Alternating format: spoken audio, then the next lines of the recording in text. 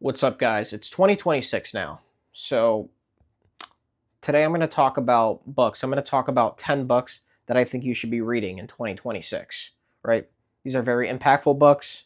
I've read these books in the past. So, these are going to be 10 books that I've read. The more I read, the more books I'm going to read in the future. This list might change, but for the time being, these are the 10 books I think they're very impactful for 2026, right?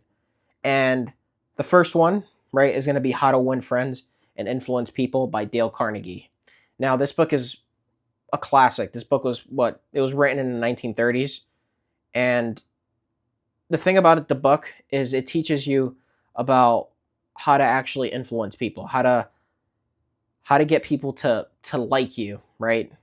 And I know I just made a video about not don't worry about being liked by everyone, but this is about like connecting with people, right? Because if you think about it, right, if you want to, right, you're doing business, you're getting a job, even you're seducing the opposite sex, you have to be able to persuade them, right? And like to an extent, right? You have to make yourself likable, right? So people want to be with you or do work with you, right? Or hire you. So that's an essential skill. How to win friends and influence people. Breaks it down, teaches you the dynamics. It makes it very actionable, right? So you add little by little to it, and it's such a great read, right? It's a classic for a reason. It's one of the most popular books, and it's been around since the 1930s. So that should tell you a lot right there. So I highly recommend you read it. And on to the next one. The next one is going to be Influence by Robert Cialdini, right? Robert Cialdini. And I've read this book. I've read this book about, I think I've read it twice because it's not a short read. And I've listened to the audiobook twice. So I've gone through this book at least 4 times, right? And this book pairs very well with How to Win Friends and Influence People, right? It's very good to learn marketing with this book. To, it's good for sales. It's good just to understand what drives people, right?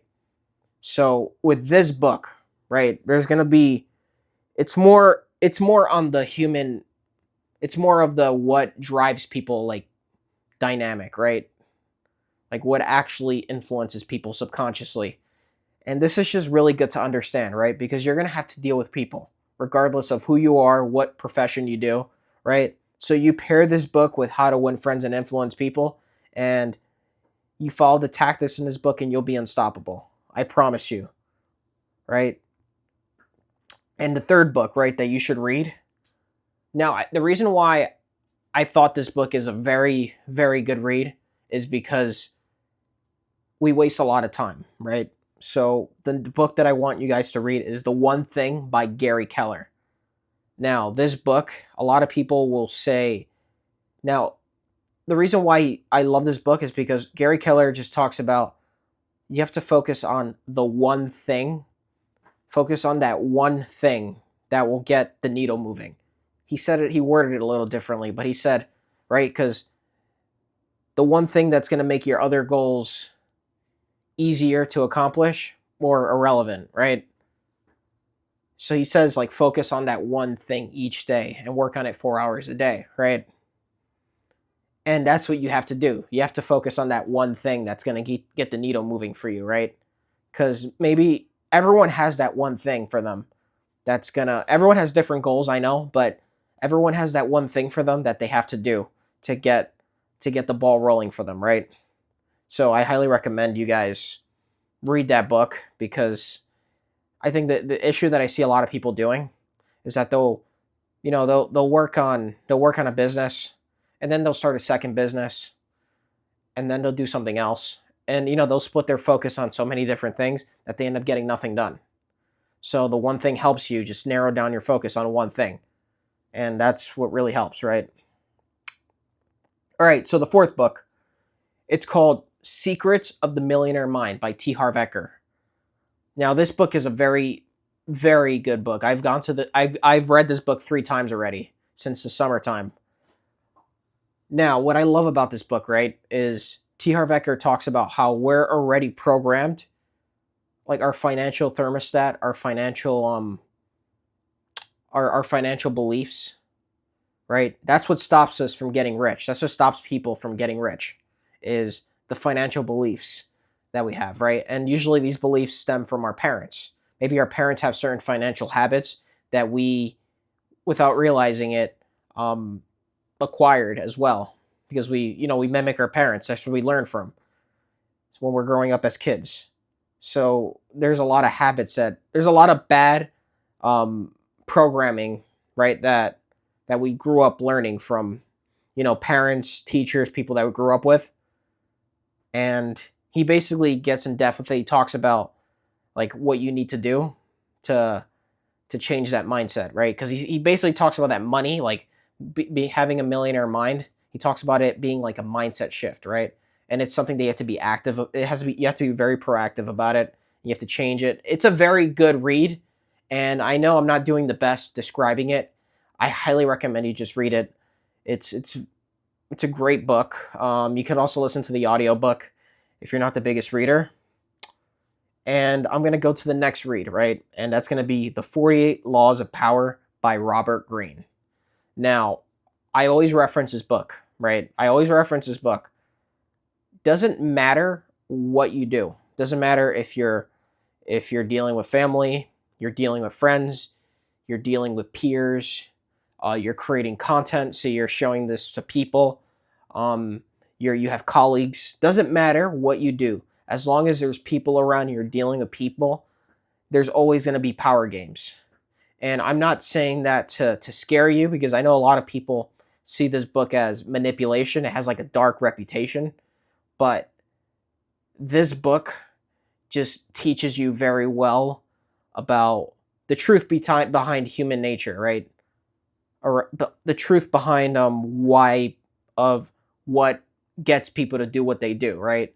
So you won't be surprised when you start winning and your friends like start shitting on you, right? Or you sense like there's tension, or they envy you, right? And they're not happy for you. You won't be surprised, right? Because you've read the 48 Laws of Power, and you'll understand, oh, okay, like I outshined them. You'll have a better understanding of it. And I don't think, like, I know Robert Greene has talked about this book in the past. I heard him talk about it in a podcast. He said he wrote this book, and he says if you think that this book is manipulative, he says you definitely should be reading it, right? Because he says he wrote this book also for self-defense.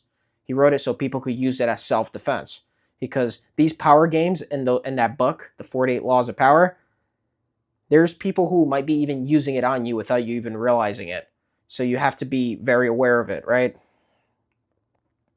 And that's to avoid manipulators, right?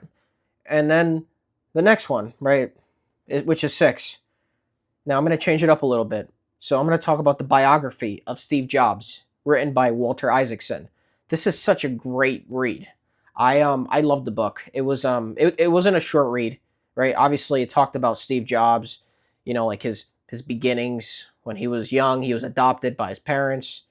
He started Apple from a garage in Palo Alto, California, and he just freaking built it from the ground up, right? And obviously, they talk about how he was, but the thing that really stuck out to me in the book is they talked about like just how passionate he was about Apple. It wasn't just like a job for him. It was literally like a passion for him. It was like a life mission for him. And I think people need to read it, because he didn't care about the money. And obviously, it's easy for him to say that. It's easy because he was a billionaire, but even before the money, he didn't care about the money. He cared about Apple, right? And like he had I could tell that he had a calling for Apple, like based on the reading for it, right? And he was very even going referencing back to the one thing, right? He would when he was first ousted by Apple, right? John Scully took over, right? And Apple was starting to fail. He got back into Apple, and he realized, why do we have all these crappy computers and all these crappy products? And he cut it down to like one product, right? For like the Macintosh, because there was like a million different types of Macs, and he said that's going to ruin the brand, right? It's going to become trash. So just make it into one product. So that right there like sits really well. And he always, every time he came up with like a very big product, he was already thinking about the next big product, the next mountain to climb, right? So when he had the Macintosh, right, he was already thinking of the he was thinking of, okay, what's the next innovation that I can do, right? When he first got back into Apple, he was already thinking of, all right, let's do the iPhone. What's the next type of, let's be the first ones. Let's get rid of the keyboard on the phone. Let's have a let's put the iPod Touch into a cell phone, which ended up becoming the iPhone and becoming the first smartphone, right? Same with the iPad. He's the one who started the tablet, right?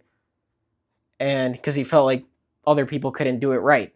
He was also a perfectionist, but his perfection is the reason why Apple is the way it is today, right? And yeah, I highly recommend you read the book. It's such a great read. It's just gonna get you in the mind of Steve Jobs, right? It's gonna get you just listening to how he was, how he thought, what was his mindset with it. And I'm gonna leave it at that. I don't wanna spoil too much of the book for you, so I'm gonna go to the next one, right? The next one, right, is I just read this book recently. It's The Subtle Art of Not Giving a Fuck by Mark Manson, right? I hope YouTube doesn't get me in trouble for saying the F word. But yeah, Mark Manson, right? And this book is a great read. I listened to the audiobook, and the point of what he talks about, it's kind of a counterintuitive way of seeing self-improvement, right? Because he talks about like working hard, right? Stuff like that. And he says, well, the Japanese who's founded in 1970, who was fighting from World War II up until the 1970s, those soldiers in the Philippines, they were working hard. They had a mission, but they were doing it for nothing, right? And I guess the point of what he was saying is a lot of people waste their life giving a fuck about things they shouldn't give a fuck about. And he talks about other things that you don't have to give a f about, right? He talks about you shouldn't be giving a f about if someone else wants a Lamborghini, a Ferrari, or what other people want. That doesn't mean you should want it, right? You might give an f about something else that's completely different, right? And I think he wants people to get that in his head because I think a lot of people try to please others, right? And that's the point of why he wrote the book. Now, I probably did not the best job explaining this book, but that at least that's what I understood from it from the first time I've came across it. Now I'm going to go to the next one. The next one is Outwitting the Devil by Napoleon Hill. And so this book, it's really about Napoleon Hill having he imagined having a conversation with the devil one on one and asking them, how do you get people to fall off, right? How do you get people never to reach their goals, their dreams? And basically the devil talks about like what he does and people don't even realize it. And he talks about things like drifting. He talks about things like fear, doubt. He says he uses it to his control and he gets in depth with it. If you listen to the audiobook, it's actually a really good book to listen to because you hear him talking and then you hear the devil talking back and forth. I highly recommend you give that book a read, right? Or you give it a listen. All right, so the ninth book, it's going to be The 50th Law by Robert Greene and 50 Cent. Now, this book is not nearly as famous as The 48 Laws of Power, The Art of Seduction, Laws of Human Nature. It's not as famous as the other ones, but this book is golden.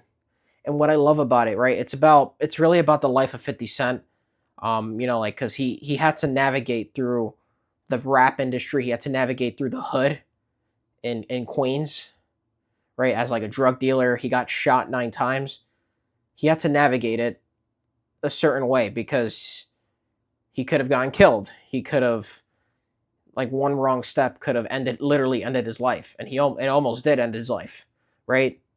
Basically, like, what really resonated with me, right? After he got shot 9 times, most people probably would have quit, right? He couldn't really talk the same way. Like he was a rapper, but he was like he couldn't like really talk like his because the bullet. I think the bullet like messed up his jaw because he got shot and the bullet even went through like his mouth. Right. Luckily he survived, but he couldn't talk the same way, so he had to adjust the way he would rap, and he would have to rap. He's the one who made like slower rap popular, right? Because he stood out with it, and he he was fearless. That's something that Robert Greene like really like talked about, how 50 Cent like didn't let fear stop him from getting to his goals, getting to what he wanted to do. And the point of why I included this book in this list is because when it comes to fear, fear is what stops most people, right? After you read this book, you realize the stuff that 50 Cent went through, and you're like, oh, okay, he definitely felt fear, but he still was able to go through it, so I can too. So I highly recommend you give that book a read. And now for the last book, right?